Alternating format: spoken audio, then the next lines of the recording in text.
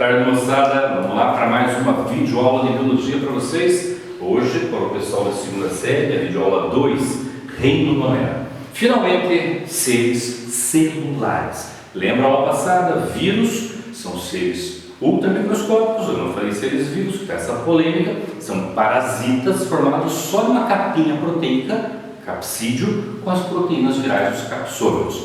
Dentro desse capsídeo, DNA ou RNA.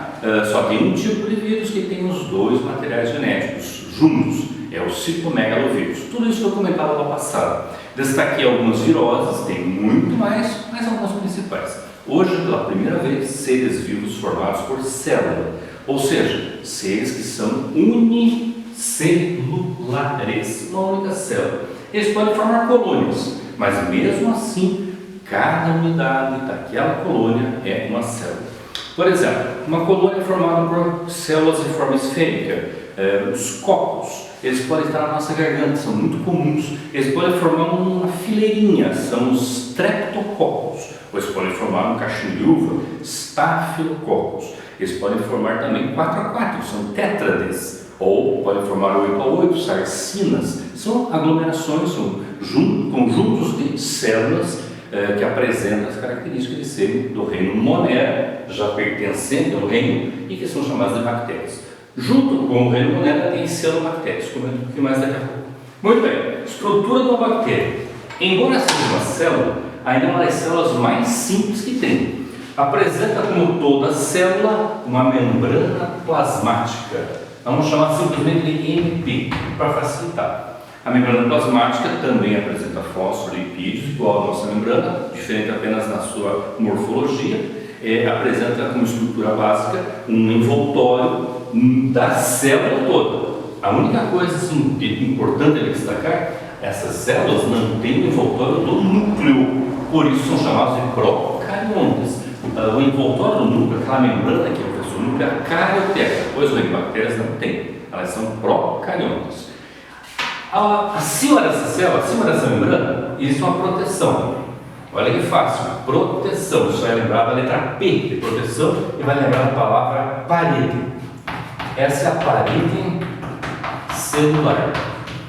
Essa parede celular que dá uma proteção para as bactérias. Muda muito de bactéria para bactéria, mas em geral elas apresentam substâncias importantes como peptídeo-bicanas, ácidos urânicos. Existem substâncias químicas que revestem em cima da membrana plasmática, protegendo a bactéria, a parede celular.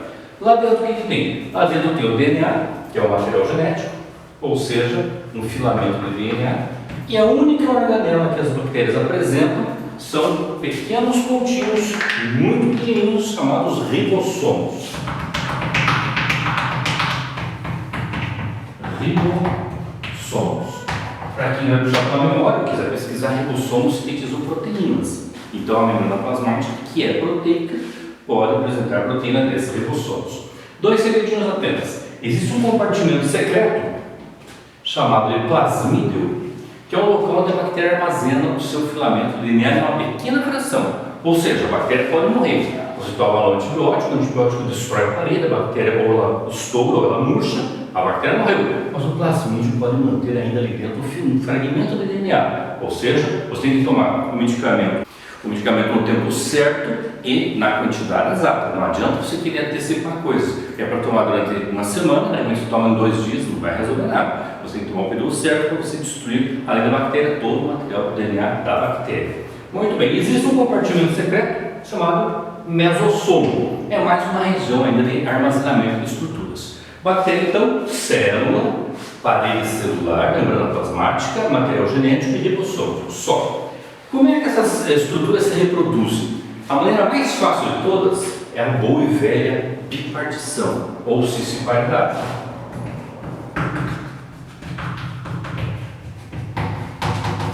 Cis quer dizer divisão.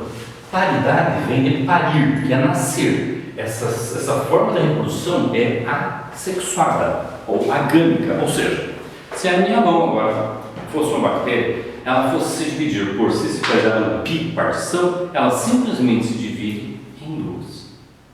Vantagem, ela é rápida, em aproximadamente 20 minutos a bactéria fez isso aqui.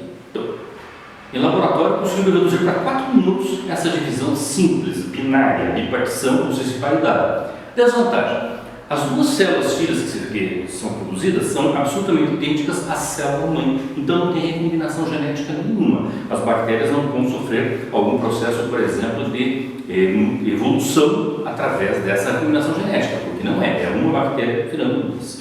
Existe um processo curioso que chama-se conjugação. Conjugação, conjugantes, conjugar. Duas bactérias se aproximam.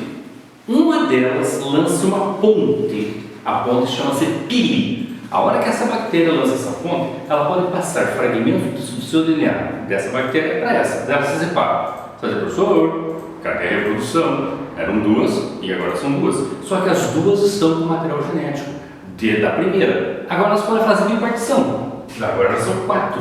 Vou dar um exemplo. Faz de conta que essa bactéria aqui, ela é imune a um antibiótico, penicilina. Essa aqui não é. Agora elas vêm, se aproximam, essa lança pili, passou o seu DNA com uma resistência à imunidade ao antibiótico penicilina para essa. Se separaram, agora as duas são imunes. Elas se dividem em duas, agora são 4 imunes. Se dividem em duas, 8, 16, 32, 64, 69 e assim por diante. Ou seja, as bactérias conseguem manter em uma conjugação o seu padrão genético passando para as outras. Então, o processo que é mais complexo chama-se transformação. Uma das utilidades das bactérias é a decomposição. Então, as bactérias, junto com os fungos, são os agentes decompositores. Quando algumas bactérias vão decompor um corpo no ser vivo, elas conseguem transformar fragmentos do seu DNA no DNA daquele corpo. Não, a bactéria não vai se transformar em outro ser, mas ela pode pegar um fragmento, tipo o exemplo que eu dei, resistente ou não, e mudar alguma coisa. Professor, mas daí não se reproduziu de novo. Volta para a primeira disparidade. O processo mais complexo é a transdução. Nesse processo, uma bactéria tem que utilizar um vírus também para transportar o seu DNA. Lembra do ano passado, o ciclo lítico ou não lítico? O ciclo lítico, o vírus entrava numa célula, lançava o seu material genético e produzia novos vírus. Vamos supor que essa célula seja essa bactéria. O vírus entra, vai lançar o seu material genético e passa a produzir novos vírus. Só que a bactéria consegue deixar um fragmento do seu DNA no vírus, que vai ser transportado para outras bactérias. São processos simples. Não existe bactéria macho, bactéria fêmea, não tem reprodução gâmica, mas elas se reproduzem aos milhões. Ou a pessoa, por exemplo, levantou cedo e não tomou banho, e foi trabalhar. Passou o dia inteiro suando, o dia inteiro trabalhando. No final do dia, ela chega e tira o sapato, o tênis está aquele cheiro horrível, aquele fedor. São bactérias que se multiplicaram durante o dia inteiro da pessoa.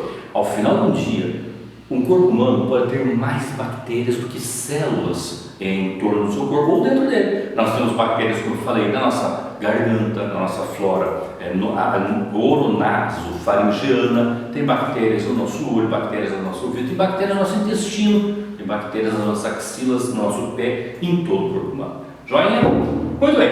Finalizando, bacterioses. Quando nós nascemos, dali uns dias, a gente já recebe uma vacina tríplice. Tem a viral e a bacteriana. A bacteriana é contra 3 viroses perigosas. É a vacina DPT. D vem da palavra difteria.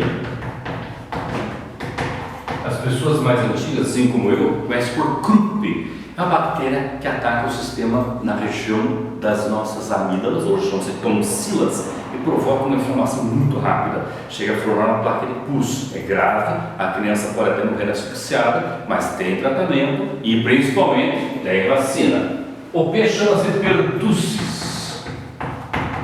Pertussis, tosse comprida. Não é aquela tossinha que a criança tosse e para. É uma tosse que a criança força tanto o sistema respiratório que ela chega realmente a sufocar. É uma doença grave, tosse comprida, tem a vacina, adquiriu imunidade, ficou legal. E o T era a chamada doença dos 7 dias. É o tétano, uma bactéria chamada Clostridium tetani. Essa bactéria, quando a criança nascia, antigamente, em partos realizados em casa, a parteira, com a melhor das boas vontades, ia lá fazer o parto e cortava o cordão umbilical. Só que às vezes não era a intenção dela, às vezes a tesoura estava contaminada com esse Clostridium tetani. Aí a criança se contaminava via cordão umbilical. 7 dias depois a criança falecia. E é uma coisa muito triste, porque ela trava a musculatura, fica sem poder se mexer, então ela fica com um sorriso chamado sorriso mortal. Até uma doença grave. Portanto, tomou vacina, esqueça essa coisa aí de prego enferrujado. A bactéria tem em toda parte. Se você se machucar com um vidro, se você estiver na terra, a bactéria estiver ali, se tiver um ferimento, você pode se contaminar sim, desde que não tenha tomado vacina. Aí existem outras bactérias não tão famosas, como por exemplo a que causa o botulismo. Botulismo é uma doença séria. Se a pessoa comer alimento enlatado ou feito naqueles vidros de compota mal feito, contaminado com a bactéria, você pode adquirir essa bactéria. Não dá para ver. Você abre um vidro de palmito e olha assim, a bactéria não dá. Elas são maiores que os vírus, mas ainda são microscópicas. Ela se come o alimento, horas depois começa a ter problemas respiratórios. Ela trava a musculatura, principalmente o diafragma, e a pessoa morre asfixiada. Eu acho que está associando com uma palavra parecida com botulismo, ou seja, a toxina botulínica, ou seja, botox. É exatamente isso. E as pessoas usam o mesmo princípio, só que é para travar a musculatura facial. A pessoa fica assim. Só que tem gente que exagera e acaba perdendo o movimento, fica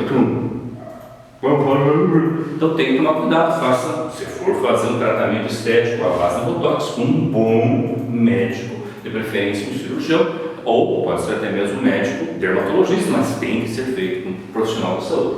Bactérias, doenças bacterianas, existe uma perigosíssima, estou puxando para a memória, matou um monte de gente na Europa. Sabe quem está falando aí, né? É a famosa peste. É a peste, ou seja, a peste bubônica. Muita gente achava que o coitado do rato tinha culpa. O rato não tem culpa. Quem tem culpa é a pulga. A pulga que picava o sangue do rato, sugava o sangue do rato, a pulga passava para o ser humano. O rato tinha bactéria, mas a pulga que era o agente de transmissão. Foi passando naquela época da Europa, nossa, higiene quase nenhuma, as pessoas se contaminavam facilmente, os ratos andavam em toda parte. Resultado, peste bubônica, uma doença grave passada por bactéria. Senhor, mas isso tudo é coisa lá da Europa, que não tem nada a ver com isso. Existe uma famosa doença, também associada ao rato, mas aí na urina do rato. Essa, deixa eu puxar para a memória, é o famoso, nossa, lembrei, leptospirose. Pronto. Viu como a memória funciona? Leptospirose. Isso é bom para provar que a memória funciona. É outra doença grave. A pessoa diz assim, professor, mas o rato está tão longe. Não está. O rato está aí nos porões, aí, nos esgotos, se chove muito ele sai, o bicho está em toda parte. E se a pessoa entrar em contato com a urina do rato, contendo a bactéria, e se tiver uma solução de continuidade, um machucado, um ferimento que a urina, ao entrar em contato com esse machucado, passa a bactéria, a pessoa se contamina com essa doença grave, leptospirose. Outras doenças bacterianas, vou puxar pela memória, existe, por exemplo, uma que minha filha teve. Nossa, eu achava que nem tinha mais isso. Escarlatina. Escarlate vermelho. Aqueles fiocos vermelho. E aqui aparecem uns pontos esbranquiçados, apelidados da doença da cara do palhaço. Tem remédio, medicamento. Todas essas doenças têm remédio. Antibióticos. Mas tem que saber qual antibiótico. Não adianta chegar assim e dizer, eu acho que eu estou com dor de garganta. Vai ter que fazer o medicamento, vai ter que fazer o exame para saber qual bactéria está afetando a pessoa, para saber qual remédio tem que tomar. Muito bem, eu acho que, no geral, remunera as bactérias, estrutura simples ainda, mas já é célula, unicelulares, coloniais ou não. Mas as bactérias têm coisa boa. Tem bactérias, por exemplo, fermentantes, bactérias que vão produzir uma fermentação para a produção de algumas substâncias. Tem bactérias que produzem até remédio. A insulina hoje é feita por biotecnologia bacteriana. Vitaminas podem ser produzidas por bactérias. Bactérias são muito importantes e talvez tenham sido os primeiros seres na face da Terra. Um abraço para todos, continuamos na próxima videoaula. Tchau!